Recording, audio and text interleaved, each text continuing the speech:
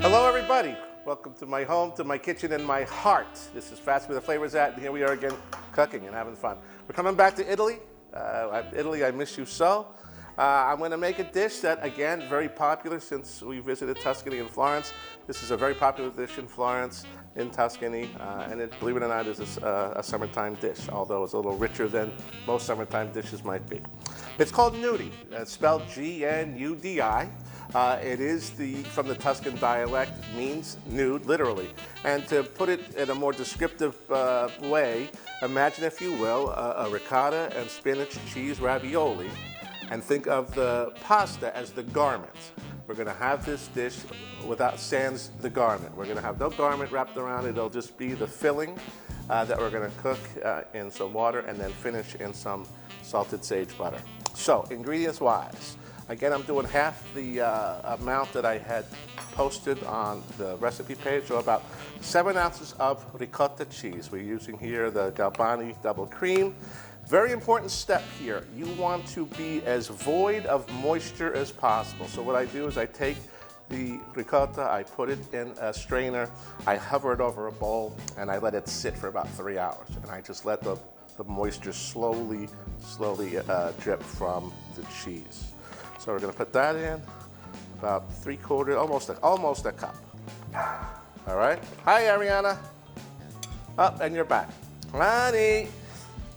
Here I have some fresh spinach that I stemmed and steamed, and then did a rough chop of. Yes. Again, squeezing out as much moisture as possible.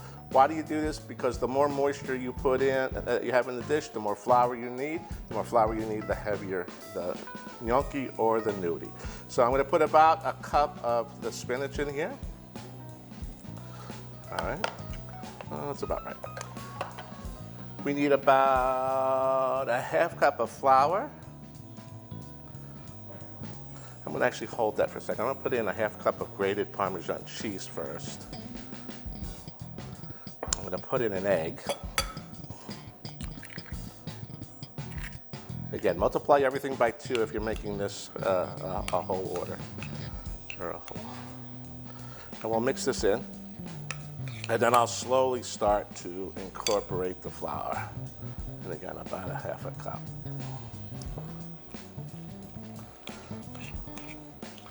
And you just want to work this in, make it nice, consistently spread out filling.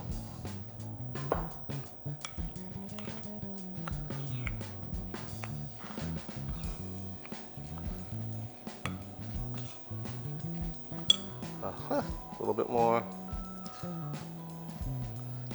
That's enough. I'm going to put in a little salt. I'm going to add a little fresh grated nutmeg. Okay, there you go. Nutmeg's got an awful lot of flavor to it. Kind of can overwhelm if you put in too much. So just a nice light grate of nutmeg. Love the smell of that. Oops. Get back in there. Got my peppermill. Couple turns.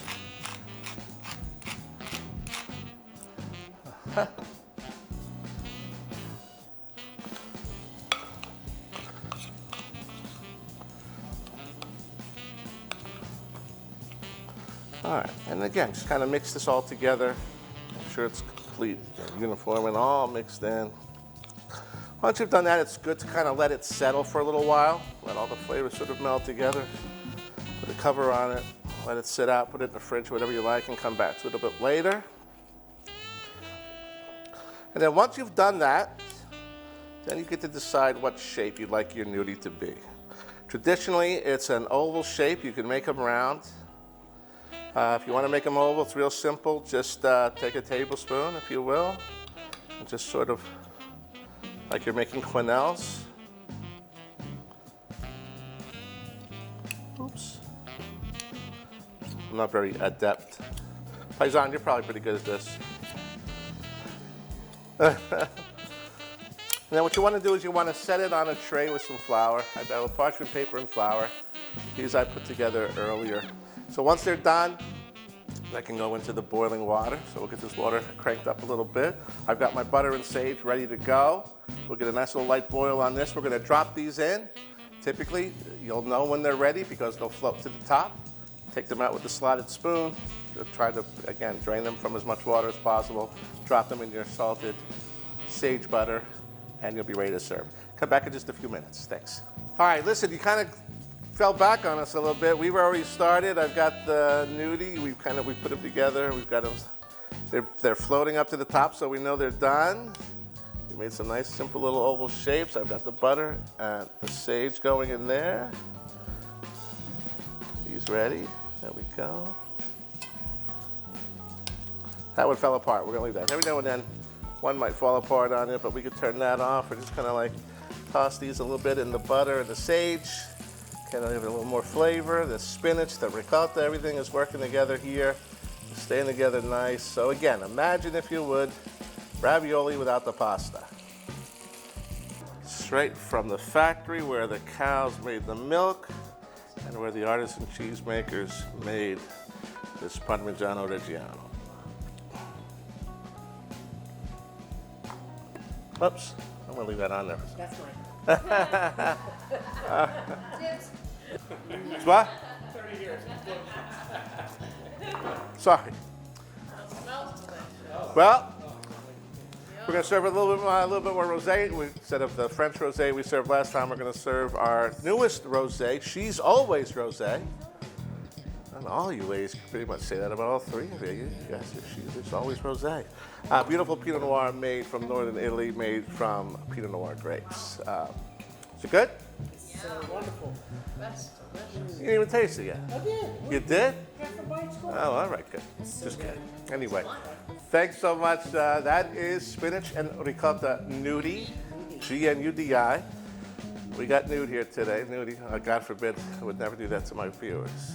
I don't even like doing it in front of my wife. Anyway, thank you all so much for being here. We've got one more dish ahead of us. I don't have a glass. You know what? I'm going to steal this one for now. Yeah, she's so rosé. She's always rosé. Always rosé. She's always rosé. To all of you, thank you for being here. Oh, you're empty? I'm empty here. No, you're not. No, you're not. All right, thanks for being here, guys. Thank you, everyone out there, and we'll see you next time on That's where the Flavor's At. Thanks so much. See you next time.